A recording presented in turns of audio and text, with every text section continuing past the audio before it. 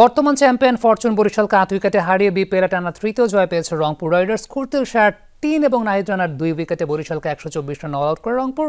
তামিম ইকবাল করেছেন ২৮ রান, জবাবে ৩০ বল হাতে রেখে ৮ উইকেটে জয় পায় রংপুর। ৪৬ বলে ৬২ রান করে ম্যাচ সেরা সাইফ হাসান।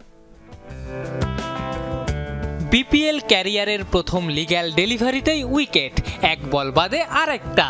অনূর্ধ্ব ১৯ এশিয়া কাপ মাতানো ইকবাল হোসেন ইমনের শুরুটা স্বপ্নের মতো। আকাশে উড়েছেন যেমন, ঘন কুয়াশায় পথ ভুলতেও সময় নেননি। প্রথম ওভারে ২ উইকেট নিলেও দিয়েছেন ১৭ রান, সব মিলিয়ে ৩ ওভারে খরচ ৪১। ইমন মূলত বরিশাল দলেরই প্রতীকী। ১৫ রানে রংপুর রাইডার্সের ২ উইকেট তুলে নেওয়া দলটা পুরো ম্যাচে আর কোনো উইকেটই নিতে পারেনি। গ্লোবাল সুপার লিগ থেকেই রংপুরের হয়ে রান করা সাইফ হাসানের ৪৬ বলে ৬২ রানের সঙ্গে অফ ফর্মে থাকা অ্যালেক্স হেলসের ৪১ বলে অপরাজিত ৪৯। রংপুর ১২৫ তাড়া করেছে ৮ উইকেট ও ৩০ বল হাতে রেখে।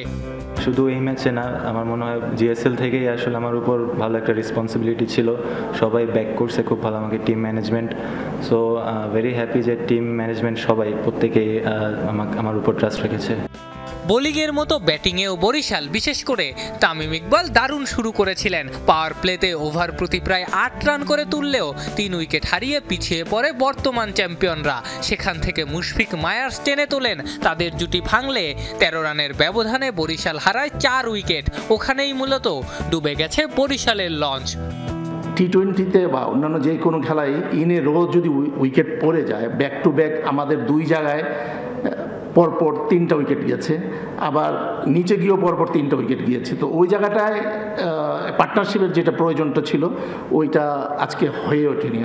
সো দ্যাটস ওয়াই আমরা আমাদের যে রান করার দরকার ছিল ওই রানটা হয়ে ওঠেনি। রংপুরের হয়ে ২ উইকেট নিয়েছেন নাহিদ রানা। উইকেট না পেলেও বরিশালের বাহাতি স্পিনার তানভীর ইসলাম ৪ ওভারে দিয়েছেন মোটে ৯ রান, অপরাজিত 50 করে ম্যাচ সেরা সাইফ হাসান। আফরান পিয়াল, যমুনা স্পোর্টস, ঢাকা।